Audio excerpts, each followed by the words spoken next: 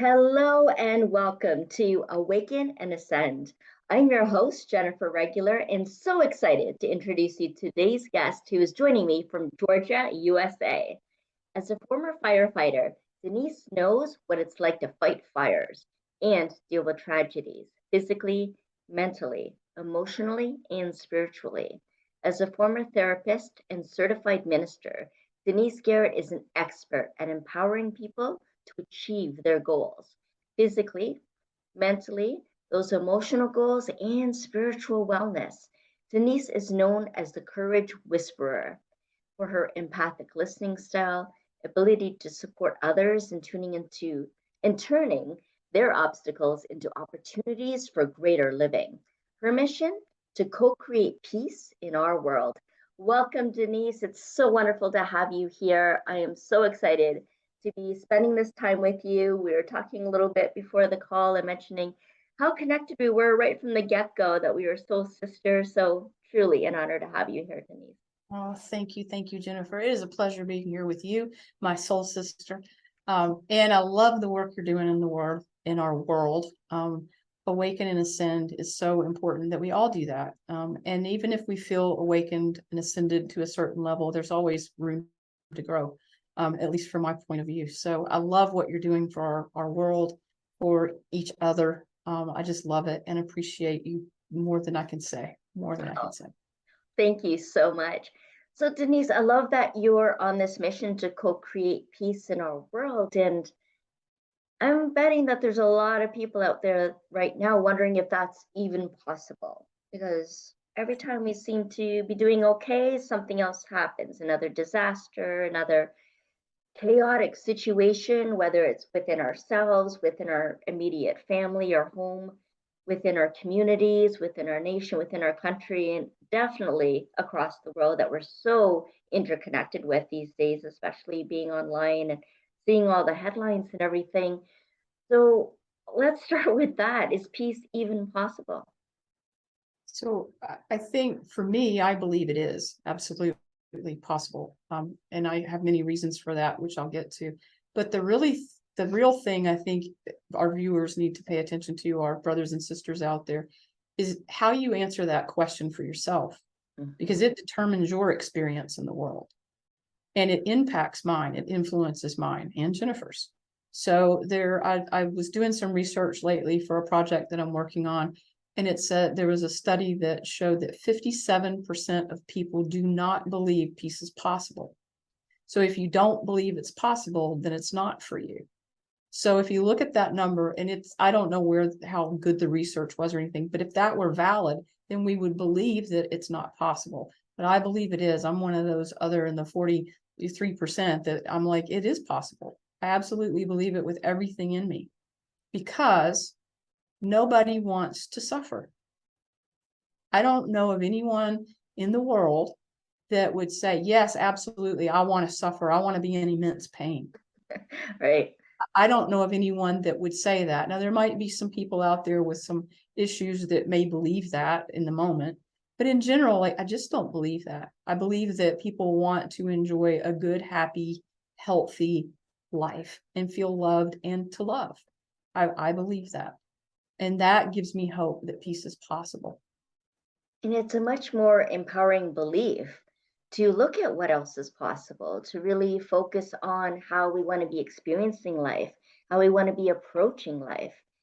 And so, how do you find peace amidst everything that's going on around you? As a firefighter, as a therapist, as a minister, you've seen and heard and been exposed to a lot of things. So, what do you think is something that would be a path to peace? So, for a path to peace, I really think we need to find inner peace first, peace within ourselves. Mhm. And that means peace about who I am in the world, what I'm capable of, what I'm up to, peace with my family, peace with my friends, peace with my failures, if you want to call them failures. See, I don't look at things like they're failures, they're learning opportunities. And for me, that brings me a lot of peace. Everything is a learning opportunity, everything. My successes, my so called failures. It's just a not learning opportunity. From my successes, I learned what worked well. And then I can build on that. From what some would call my failures, I learned what didn't work well. And I have the opportunity to say, okay, that didn't work. What might work better? And when I do that, instead of going, dang, Denise, you're so stupid. You thought this, you thought, you idiot, you did. Instead of beating myself up, if I just stay in that conversation, it brings me enormous peace. And it leads me closer to solutions that actually work.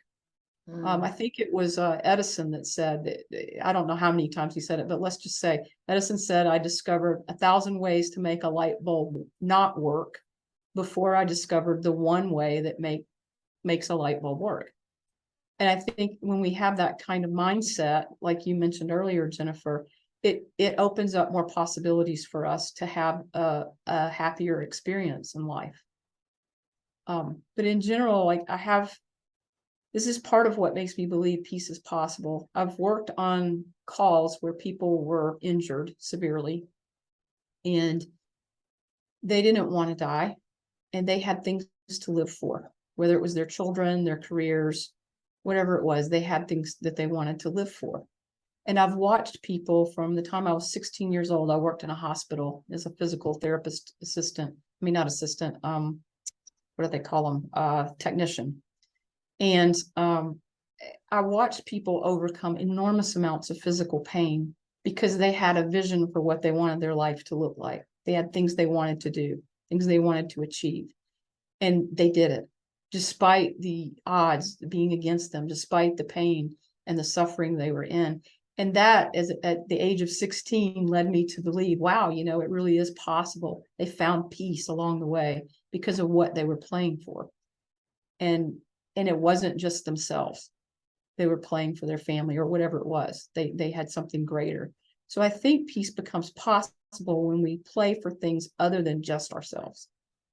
Yes, and recognizing that higher purpose and really a calling that we can really tune into when nothing else matters anymore. It's like the one thing that we want to live for, that we still need to do, that we want more time to experience, and then not have the regret of, oh, I wish I had more time with that person, or to do this, or live my dream, or fulfill my mission. There's this call to more fully live Yes. and And have that something to contribute and express who we are and what we came here to do. absolutely. And that involves, in my opinion, overcoming fear or facing fear. Mhm. Because so I happened to be gay. I knew at a very young age I was different. I didn't know what to call it. I was so young, I just didn't know. But I could tell I was different than the other little girls that, I was surrounded by. I was a tomboy. I liked adventure. I liked climbing trees. I liked different things, than a lot of my little friends. And so I was like, wow, I'm different. And then when I figured out what it was, I was scared to death because I was like, if the church finds out, well, I knew the church condemned me to hell. Mm. I was raised Southern Baptist. So they condemned me to hell. Even though I was a good person, that didn't have anything to do with it. And my family, I was so terrified that if they found out that I would end up homeless on the streets. And I had things I wanted to do. I wanted to go to college and I wanted to get a degree and wanted to do things. So I began trying to be secretive about it because my whole goal became, I need to save as much money as I can so I can go to college and be on my own, stand on my own 2 feet in case my family finds out. Because I wanted to be okay, whether they owned me or disowned me or whatever. So that was kind of that. But I had to face that fear eventually by dealing with the fact that, my parents became curious and I had to say, and I had to risk them not loving me. But what I learned along the path of being gay and being out in the world is that the people that don't love me for being gay, who don't even know me as a person, Mhm. they're not part of my tribe, nor do I want them to be. Mhm. But the people who do love me for who I am and take the time to get to know me and say, you're a good person or you're funny or you're whatever, things that they like about me. That's my tribe. Those are my people. But I have to face that whenever I'm deciding, whether I'm going to say that. Those people say, how's your husband? I don't have one of those. I have to decide in that moment, like, how much risk am I at? And I think that's true for how we find peace. If you're denying part of who you are, you're not at peace. Right. You may think that you are because you think you're avoiding, like I thought I was avoiding, getting tossed out on my ear. And maybe I was, I won't know because I managed to get to college before they found out that I was gay, or before I came out as gay.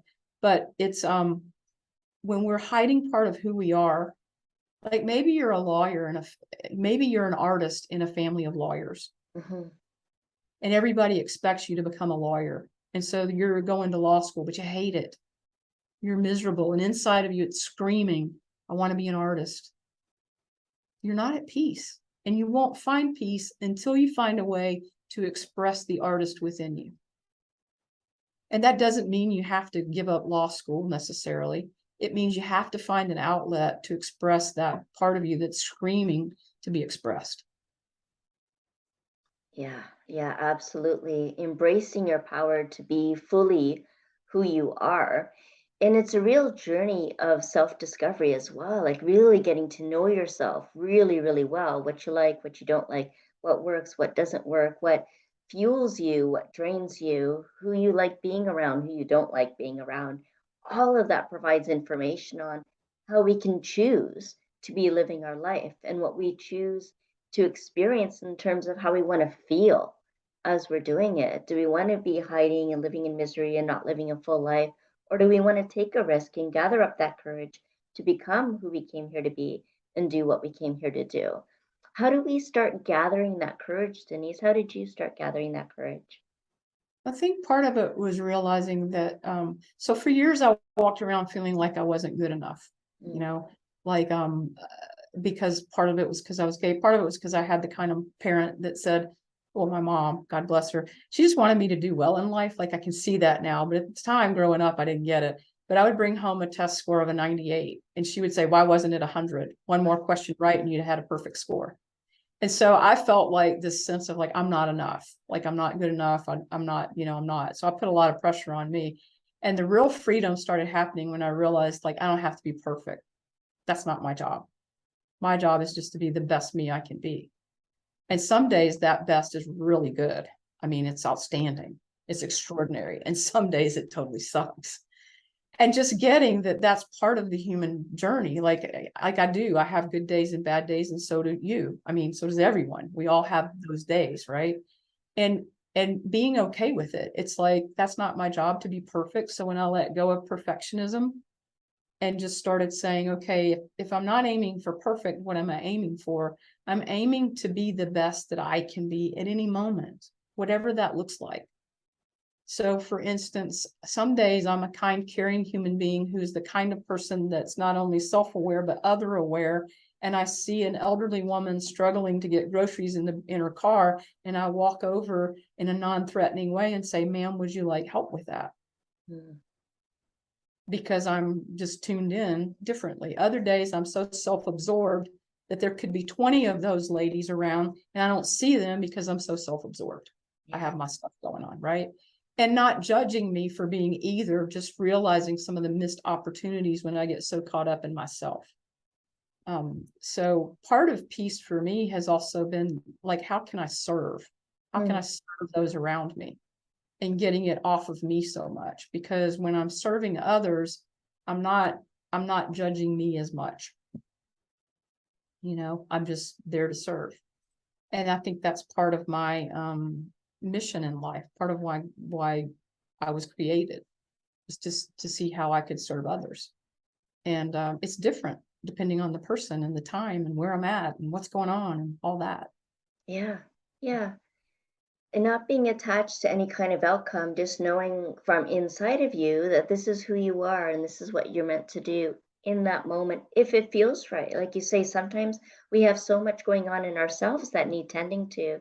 So being gentle with ourselves, finding peace within ourselves as well.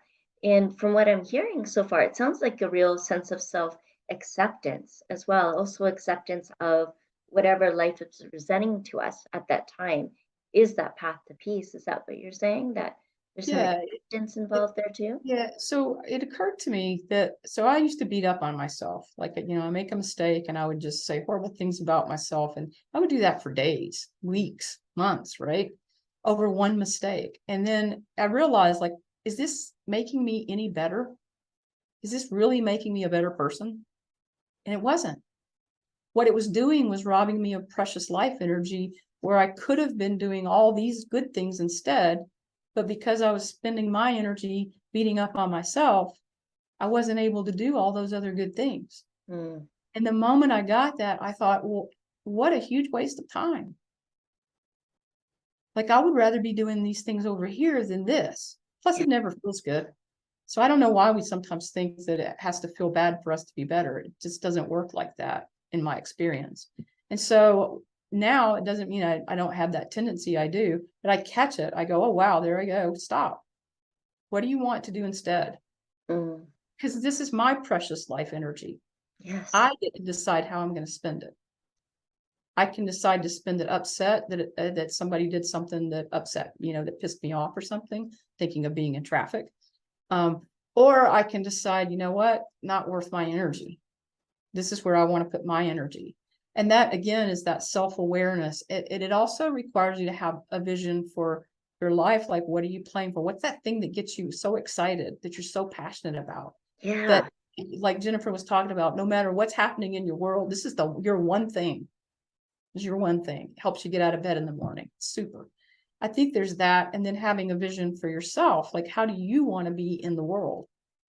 Do you want to be the kind of person that's always upset or in pain and suffering? I'm not judging you if you do. Like, it's not my place to judge you. It's just choosing that for yourself. It's very empowering when you choose that for yourself. For me, quite frankly, I can tell you like that if I've screwed up or if I'm on target, I'm on track about how I choose to be in the world.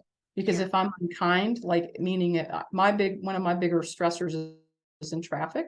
I've worked a lot of car accidents in the fire department, and it still bothers me when I see people doing what I perceive to be dangerous things. And I'm learning still to let go and say, okay, nobody got injured. Thank you. Thank you. I'm so grateful no one got injured because this idiot did something so unsafe, right? Yeah. But those deep feelings of the traumas that I experienced and of people injured in my hands and the mess, if you will, like, that's still in me. So I can't deny that either. That's part of who I am now. It shaped me, and it leads me most of the time to be compassionate towards people that are injured, which is something that's a good thing. But I get to decide, am I going to let that person who cut me off in traffic, like, how much energy am I going to expend towards that? So what I often find myself doing is catching myself and then saying, no, I don't want to spend my energy like that. Maybe I need to vent for a second, and then I need to move on to how I choose to spend my energy. Because I have that clear vision of who I want to be in the world, who I intend, who I choose. And if I'm not choosing, I can tell just like that. Like, it's immediate. So I know you mentioned family, and family is a hot topic for a lot of people because sometimes we don't experience peace in our families growing up. And so it's harder for us to imagine that peace is possible in relationships, not just family, but in relationships. And I've had people ask me, well, is conflict just part of life?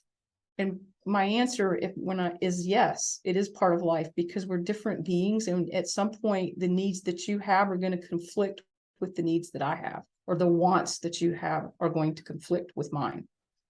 But that doesn't mean that we have to have unrest, disrespect, war, battles, arguments, disagreements. It doesn't mean that. It means you have something different that you want that interferes maybe with what I want. But what if we took turns? Just that. Okay, you want this right now, which interferes with my ability to have this thing that I want right now. Okay, what if you have your turn now and I'm up next? That's just one idea. There's many. There's many ideas, but it's beginning to think more like in those terms brings peace. Yeah. So, and then understanding too that if you're not taking care of yourself, you're not going to be at peace. So this is true for people pleasers. I don't know if there's anybody out there that's people pleaser. I have been in the past. Sure. I have to watch for it sometimes now. But when I'm people pleasing, I'm not taking care of me. Like, my needs always go on the back burner, the back burner, the back burner. Well, if that's true, at some point I'm going to become very resentful. And I'm actually polluting my relationships when I do that.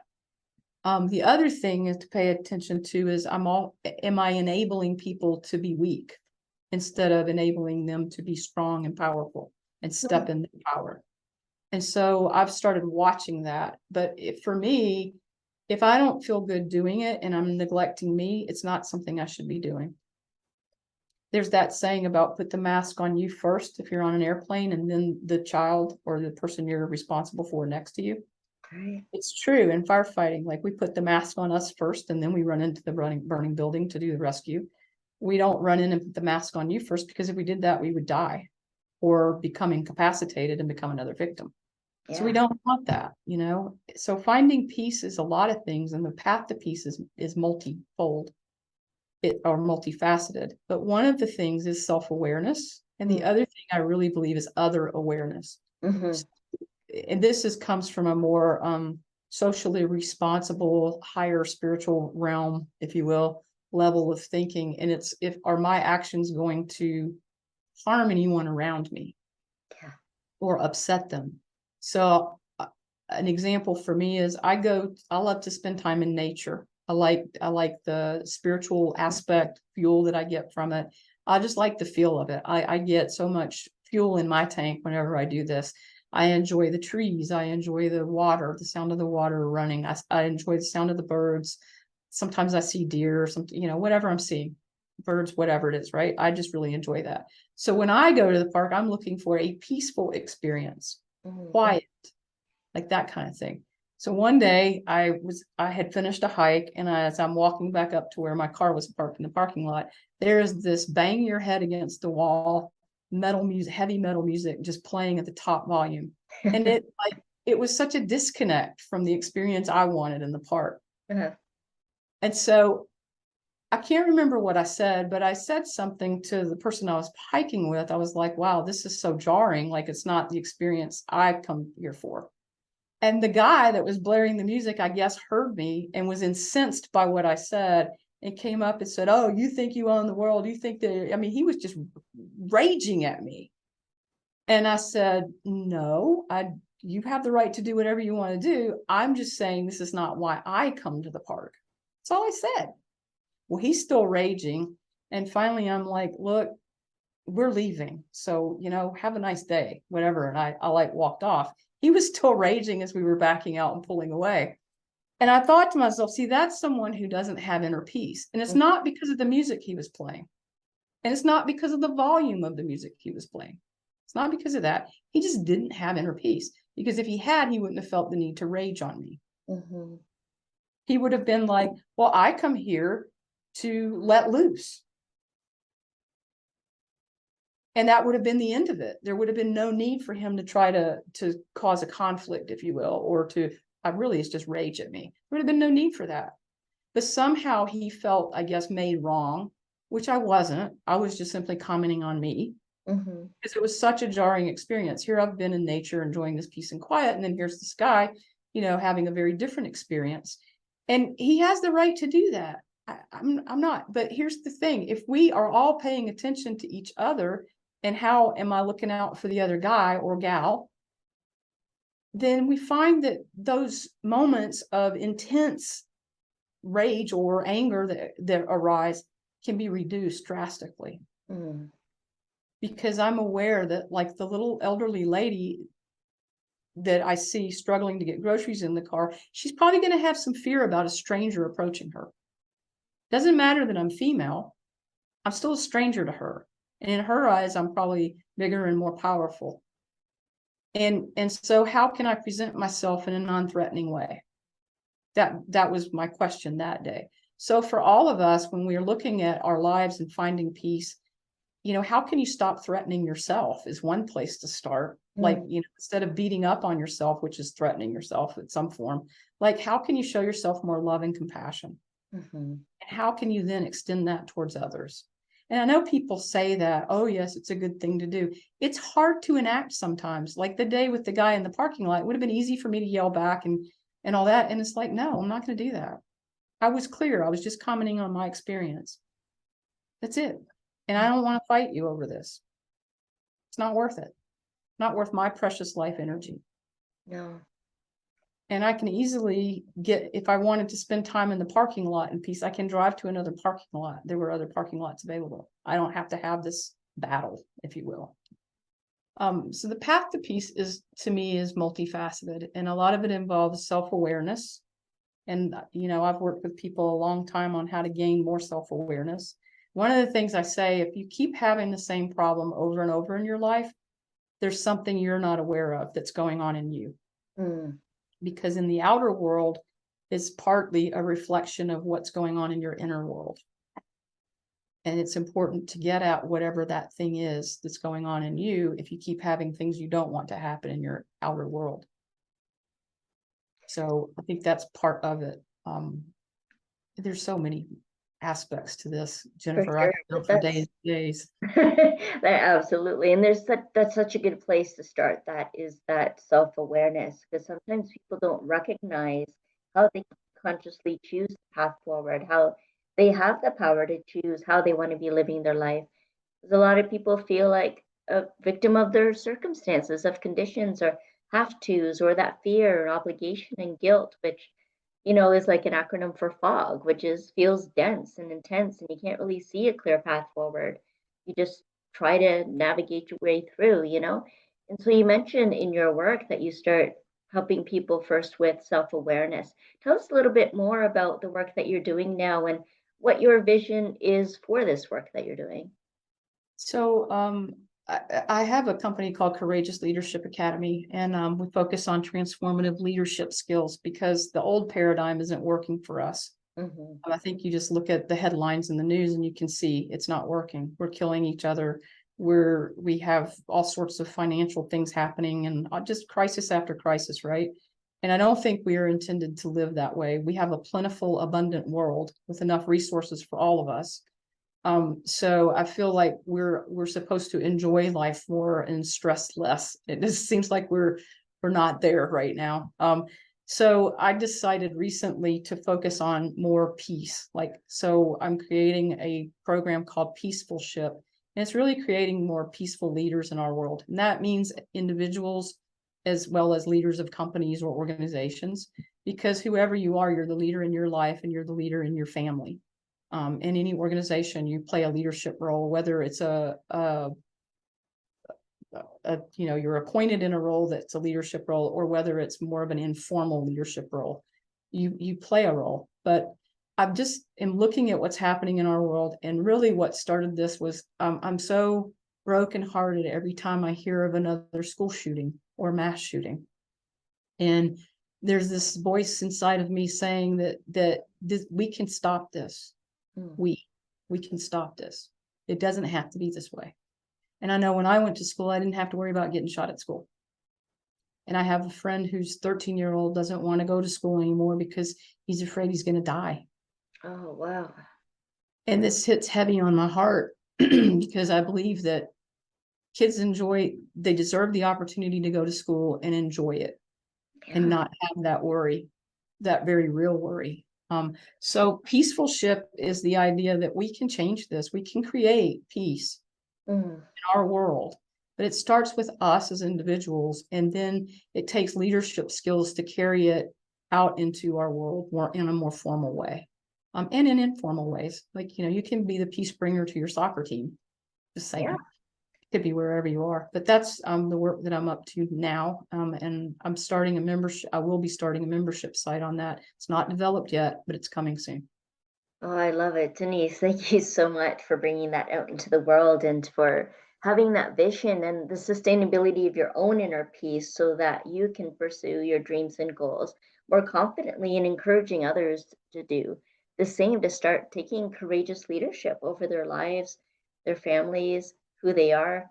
And so how can people get a hold of you now? Is there a website, or are you on social? Yeah, I'm on social. You can go to my website, courageousleadershipacademy.com, or you can simply call or text me if you want to reach out, and we can look at when we can connect, like a good time to connect, because I'm obviously in and out of meetings and things. But it's 678. Wait, I don't want to get it wrong. 470 Let me look, because I had another number in my head all of a sudden, and I'm like, I don't want to give you the wrong number. I'm so sorry. I should have this together. No It's problem. And we're going to 47. have all the links to everything in the show notes Okay. as well. So yeah, we'll do that. So we make sure we get it right. But just call or text me or reach out through my website. And my website, there is the availability to schedule a 30-minute free consult with me. So you feel free to do that. And I am on LinkedIn and Facebook as well. So feel free to connect. And I look forward to the opportunity to connect with you. And if you're really interested in peace, please reach out to me and creating more peace in yourself or in your life and in our world. Please reach out to me. I'd love to connect with you and hear your ideas on how we can do this, because I'm only one person with one set of ideas and I need lots more ideas. Absolutely. Thank you so much, Denise. And even just being in your presence or being with you for even like 2 minutes, you're going to start feeling that peace. It just starts to emanate, because I find that you just exude so much peacefulness. And I'm so grateful for you. And I really do encourage anyone who's listening or watching to connect with Denise. And I think you even have listening. Yes. Oh, that's What was that about? one of the keys to peace. So I have a freebie if you go to my website, and it says it's for business, but if you read it, you'll find applications for any relationship that you have about the listening difference. And it goes beyond active listening. So a lot of people are familiar with that now and implement it. This takes you to the next level. It's actually what gave me peace with my mom. The tool that I talk about in the freebie. It's given me a lot of peace with my mom. So if you're struggling, that's why I say I know it works in personal relationships as well as business. It works. So if you're interested in learning more about listening skills that I'm talking about, please reach out to me as well. It sounds like it'll be a great tool for finding peace in relationships. That's going to be so useful for so many people. So we'll make sure that we have all those links in the show notes for you to just click into. Denise, do you have any other final words of wisdom that you'd like to share with the audience today? I do. If you're not watching Jennifer's show regularly, do so. I love what you're creating in the world, Jennifer. I can't thank you enough from the bottom of my heart. We need more people like you in our world. We need more shows like yours in our world. And I am profoundly grateful for the work you do. And I just want to say, if there's anything I can do to support you, please let me know. I'm happy to be a champion for what you're up to. Oh, thank you so much, Denise. That means so much to me. And it means so much to me that each and one of you that have been tuning in. And if you do want to attend regularly, just hit subscribe. Let us know if you like this video and any comments that you want to share with Denise and I. We would love to hear from you. Thank you so much. Denise, such a pleasure. Thank you. Thank you. Infinite love and gratitude, everyone, and peace.